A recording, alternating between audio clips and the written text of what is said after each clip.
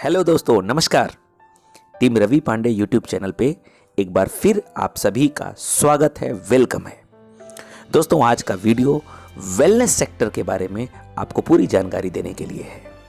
दोस्तों, जहां पूरी दुनिया इलनेस इंडस्ट्री की ओर भाग रही है, अंग्रेजी दवाओं की ओर भाग रही है, वहीं पर हम ट्रॉपिक वेलनेस के लोग, न्यूट्रीचार्ज परिवार के लोग वेलनेस इंडस्ट्री की ओर पूरी दुनिया को तेजी से लेकर के जा रहे हैं और वेलनेस प्रोडक्ट को प्रमोट कर रहे हैं। दोस्तों, जब व्यक्ति के शरीर में प्रोटीन, विटामिन, मिनरल एवं फाइबर की पर्याप्त मात्रा रहेगी तो वो बीमार भी कम पड़ेगा और उसके लाखों करोड़ रुपए दवाओं में जाने से बचेंगे और उसकी आयु लंबी होगी। दोस्तों, ये वीडियो अमिताभ बच्चन जी का वीडियो है। ये प्रोग्राम 2015 में मुंबई में आरसीएम के प्रोग्राम के साथ कनेक्टेड था दोस्तों, और इसमें अमिताभ बच्चन जी ने पूरी दुनिया को वेलनेस इंडस्ट्री के फ्यूचर के बारे में बताया और इप्का लेबोरेटरी के डायरेक्टर मिस्टर पीसी गोधा जी ने भी वेलनेस इंडस्ट्री के फ्यूचर को बताया। तो आइए जानते हैं, इस पूरे वीडियो को ध्यान से देखते हैं, सीखते हैं, समझते हैं। सबसे पहले मैं अपना आभार प्रकट करना चाहता हूं कि इतना भव्य स्वागत आपने किया मेरा, और जितने भी यहाँ पर लोगों ने आकर के अपने भावनाओं को व्यक्त किया, उन्होंने बहुत सी अच्छी अच्छी बातें कही मेरे लिए। मैं अपने आप को इस लायक नहीं समझता हूं, लेकिन उन सबको मैं अपनी ओर से अनेक अनेक धन्यवाद देता हूं।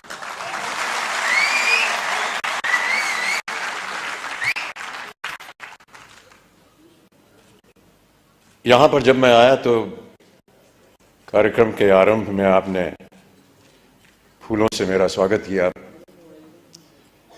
पुष्पों की माला पहनाई, और मैं ऐसा मानता हूं कि ये जो पुष्पों की माला आपने मेरे गले में डाली, उसे मैं एक वरमाला के तौर पर देखता हूं। और ये जो वरमाला आपने मुझे पहनाई है, इस नाते से मैं आपके परिवार का एक सदस्य हो गया हूं।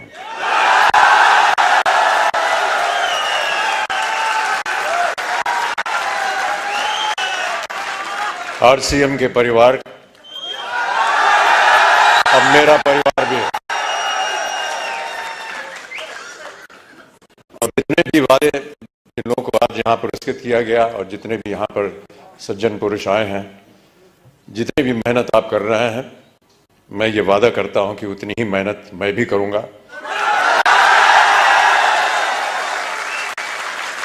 ताकि जितने भी मापदंड लगाए गए हैं, वो चाहे 2500 के हों, 1000 के हों, 2000 के हों, उन सब में मेरा योगदान रहेगा। और जब जब आप लोग चाहेंगे कि मैं उपस्थित हूं आपके सामने, मैं अवश्य यहां पर हाजिर हूं।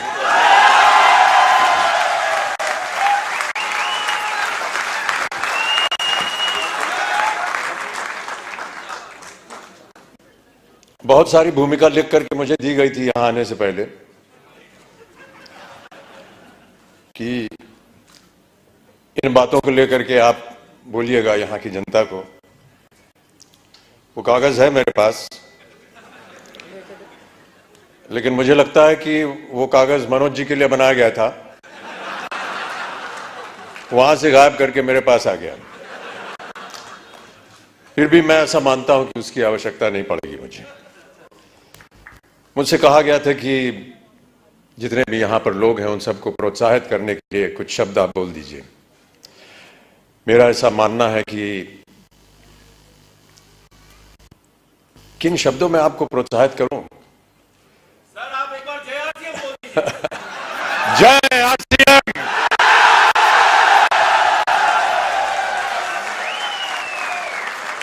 और मैं यही कहने वाला था कि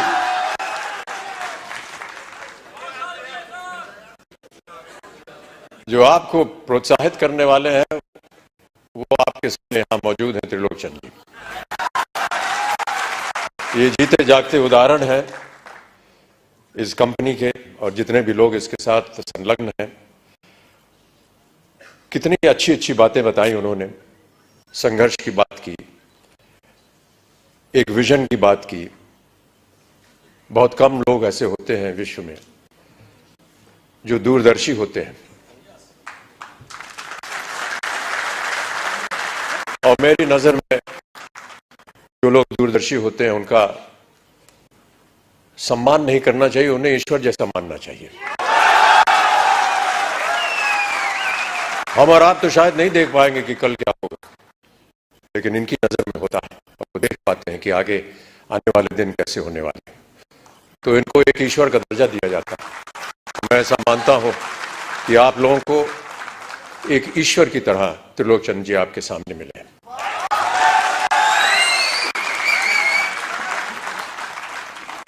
यहां आने के बाद कुछ क्षण मैं उनके साथ यहां वेटिंग रूम में बिता रहा था और बहुत सारी बातें की हम दोनों ने, और उन्होंने बात बताई कि कुछ संकट हुए उनके जीवन में। तो संकट हम सबके जीवन में होता है, और बहुत अच्छी बात कही उन्होंने कहा कि जब तक हर एक के जीवन में कोई दुख दर्द संकट नहीं आता तब तक हमें पता नहीं चलता कि जब अच्छाई होती तो उसका मूल्य क्या होता है। और मैं इस बात को भी मानता रहा क्योंकि मेरे जीवन में भी कई ऐसे क्षण आए जहां पर मुझे संघर्ष करना पड़ा। कई बार हताश होकर के मैं पूज्य बाबूजी से, जब वो जीवित थे, तो उनके सामने जाकर के कहता था कि बाबूजी जीवन में संघर्ष बड़ा है। तो उन्होंने बहुत अच्छी बात बताई। उन्होंने कहा कि बेटा जब तक जीवन है तब तक संघर्ष है।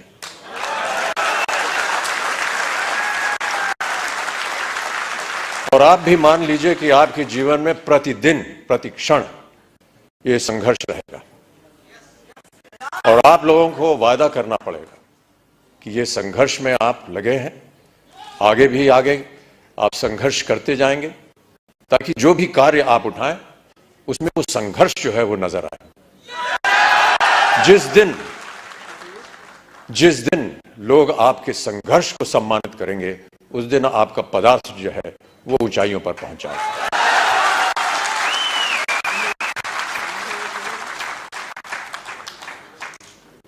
माता पिता का सम्मान करना हमारी संस्कृति रही है भारत में, और हम सब हमेशा उनकी बातों को याद रखते हैं। कई बार बाबूजी से पूछता था कि मेहनत करने के लिए क्या करना चाहिए। उन्होंने कहा कि काम करना चाहिए और समय से काम करना चाहिए। एक संस्कृत का श्लोक उन्होंने मुझे बताया कि सूर्योदय चास्तमय चशाइनम जहाति लक्ष्मी रवि चक्रवर्तीनम। माने ये कि सूर्य उदय होने से लेकर के और अस्त होने तक जो इंसान सोता है, वो चाहे चक्रवर्ती राजा भी क्यों ना हो, उसकी धनराशि जो है वो गायब हो जाती है। तो सूर्य उदय होने से पहले आपको उठना पड़ेगा और न्यूट्रीचार्ज को आगे बढ़ाना पड़ेगा।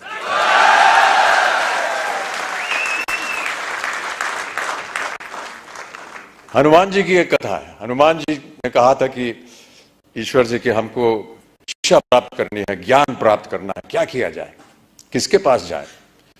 उनसे बताया गया कि आप सूर्य के पास जाइए। सूर्य देवता जो है वो ज्ञान का भंडार है, उनके पास आप जाएंगे तो वो आपको ज्ञान दे सकेंगे। तो हनुमान जी गए सूर्य देवता के पास। तो सूर्य देवता ने कहा, भैया मैं तो चलायमान हूं, चलता रहता हूं, कैसे तुमको शिक्षा दूंगा मैं। तो हनुमान जी ने कहा कि आप ज्ञान मुझे देते जाइए और चलते रहिए, मैं आपके सामने उल्टा होकर के चलूंगा। तो आप चलते रहेंगे, मैं आपके सामने उल्टा होकर के चलता रहूंगा और ज्ञान प्राप्त हो जाएगा मुझे। कहने का तात्पर्य यह है कि सूर्य के आगे आपको चलना पड़ेगा, तभी जाकर के आपको ज्ञान प्राप्त होगा, तभी आपका संघर्ष जो है वो सफल होगा।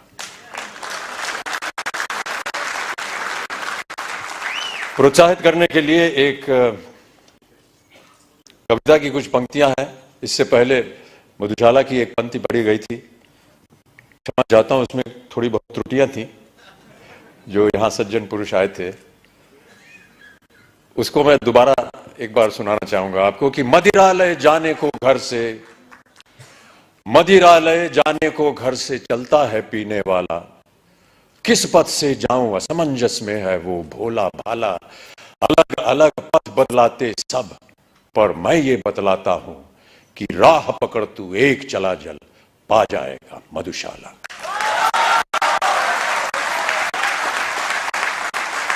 एक और बहुत सुंदर कविता है, उसके कुछ क्षण पढ़ देता हूं आपके लिए। यह है, लहरों से डरकर नौका पार नहीं होती और कोशिश करने वालों की कभी हार नहीं होती। नन्ही चींटी जब दाना लेकर चलती है, चढ़ती दीवारों पर 100 बार फिसलती है, मन का विश्वास रगों में साहस भरता है, चढ़कर गिरना गिरकर चढ़ना न अखरता है, आखिर उसकी मेहनत बेकार नहीं होती, कोशिश करने वालों की कभी हार नहीं होती। तो आपकी कोशिशें हमेशा बनी रहें, आपका सहयोग रहा है। जिनको भी आज पुरस्कार दिया गया है उनको मैं अपनी ओर से एक खास बधाई देता हूं और उम्मीद करता हूं कि इसी तरह हर कार्यक्रम में आपके साथ जब मैं आऊं तो और भी लोग पुरस्कार प्राप्त करने के लायक हों और मैं उनके साथ उन्हें पुरस्कार दे सकूं, उन्हें प्रोत्साहित कर सकूं। अंत में जाने से पहले बाबूजी की एक और कविता की कुछ पंक्तियां आपको सुनाना चाहूंगा। इस कविता का शीर्षक है अग्निपथ। अग्निपथ बाबूजी ने लिखी थी उस जमाने में जब भारत अपनी स्वतंत्रता के लिए लड़ाई लड़ रहा था अंग्रेजों के खिलाफ। तो भारत की जनता को प्रोत्साहित करने के लिए उन्होंने ये कविता लिखी थी। लेकिन मेरा ऐसा मानना है कि ये एक ऐसी कविता है जो हर क्षण, हर वर्ष, हर युग में उसका एक ही मायने निकलता है, प्रोत्साहित करती है जनता को। तो आपको भी मैं प्रोत्साहित करने के तौर पर अग्निपथ की कुछ पंक्तियां सुना देता हूं कि अग्निपथ अग्निपथ अग्निपथ, वृक्ष हो भले खड़े, हो बड़े हो घने, एक पत्र छाह भी मांग मत मांग मत मांग मत, अग्निपथ अग्निपथ अग्निपथ। तू न रुकेगा कभी, तू न मुड़ेगा कभी, तू न झुकेगा कभी, कर शपथ कर शपथ कर शपथ, अग्निपथ अग्निपथ अग्निपथ। ये महामनुष्य है, चल रहा मनुष्य है, अश्रु श्वेद रक्त से लथपथ लथपथ लथपथ, अग्निपथ अग्निपथ अग्निपथ। मैं आशा करता हूं कि आप सब इस अग्निपथ को स्वीकारें और इस पथ पर चलकर अपने श्रम से, अपने कार्य से इस अग्नि परीक्षा को पार करें और आरसीएम को और न्यूट्रिचार्ज को एक ऐसी ऊंचाई पर पहुंचाएं जहां विश्व भर में इसका नाम हो।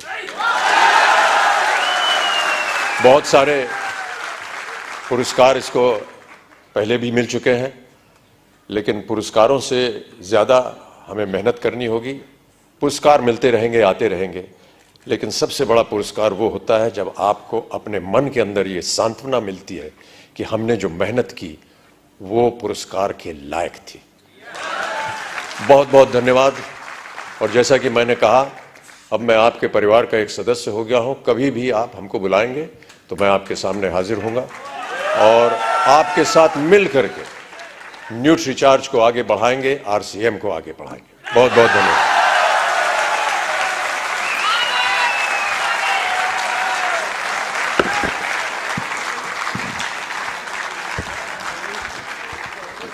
Thank you so much, sir, for those kind words and for gracing this occasion.